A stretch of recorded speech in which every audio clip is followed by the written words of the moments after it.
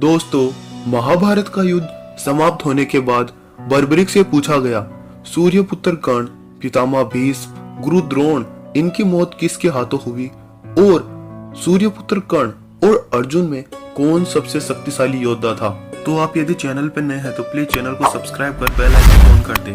दोस्तों, कहा जाता है महाभारत के युद्ध के पहले बर्बरिक के शीश का दान श्री कृष्ण ने मांग लिया। इस बात का हम सबको पता है, लेकिन ऐसा क्यों किया, इसके पीछे एक कहानी थी। कहा जाता है बर्बरिक ने अपनी माता को वचन दिया था, जो भी युद्ध के अंदर निर्बल पक्ष होगा मैं उसकी ओर से युद्ध करूंगा और उसी का साथ दूंगा।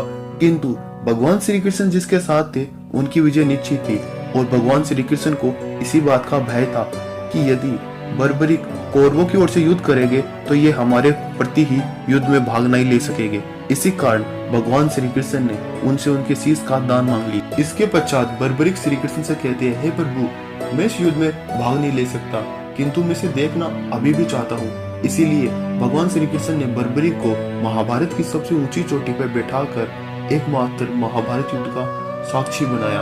और जब युद्ध पूर्ण रूप से खत्म हो चुका था, इसके बाद पांडवों के अंदर अर्जुन को अपने ऊपर अति अहंकार हो गया था और माता गंधारी ने भी श्री कृष्ण से कहा, हे कृष्ण, इन सब के कारण तुम ही हो, इस युद्ध का कारण भी तुम हो और युद्ध में जितने भी मरे गए वीर योद्धा है उन सब का कारण तुम हो। और अर्जुन को इस बात में एहसास था कि मैंने पितामह भीष्म, गुरु द्रोण और महारथी कर्ण जैसे महावीर योद्धा को अकेले पराजित कर दिया।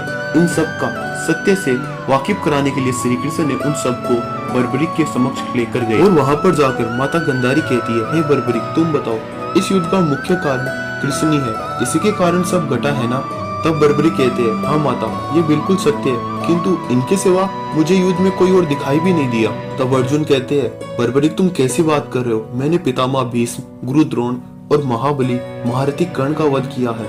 तब वीर बर्बरिक कहते हैं, कौन गुरु द्रोण, कौन महारथी कर्ण और कौन पितामह भीष्म, इस युद्ध में केवल एकमात्र योद्धा थे और वो थे श्री कृष्ण।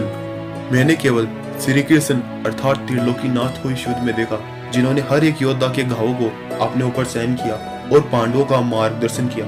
इस बात को सुनकर अर्जुन का अहंकार टूट गया और एहसास हुआ कि हम पांडव श्री कृष्ण के बिना इस युद्ध में कदा भी विजय प्राप्त नहीं कर सकते।